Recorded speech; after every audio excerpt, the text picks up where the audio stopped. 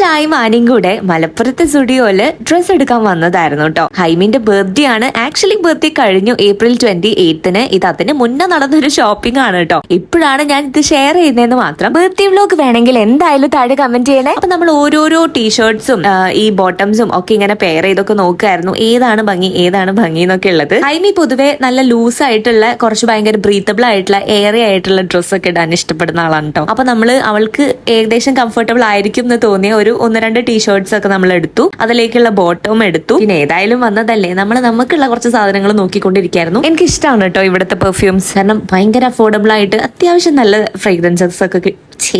Fragrances എല്ലാം കിട്ടാറുണ്ട്. പിന്നെ ഞാൻ കുറച്ച് ജീൻസും ട്രൗസേഴ്സും ഒക്കെ നോക്കി, പക്ഷെ അതൊന്നും സെറ്റ് ആയില്ല. ഇവിടെ നിന്ന് ഇറങ്ങിയ നമ്മുടെ കാറാ. അപ്പൊ പിന്നെ കവർ ഒന്നും ആഡ് ചെയ്യണ്ടെന്ന് പറഞ്ഞ് നേരെ കൊണ്ടുപോയി കാറിലിട്ടു. ഷൈനത അവന് അയിമിക്ക് ഓർഡർ ചെയ്ത ഗിഫ്റ്റ്സ് കാണിച്ചു തരായിരുന്നു കേട്ടോ. അപ്പൊ ഫുൾ വീഡിയോ വേണമെങ്കിൽ താഴെ കമന്റിൽ തന്നെ അറിയിക്കും. അടുത്ത വീഡിയോയിൽ കാണാം. ബൈ.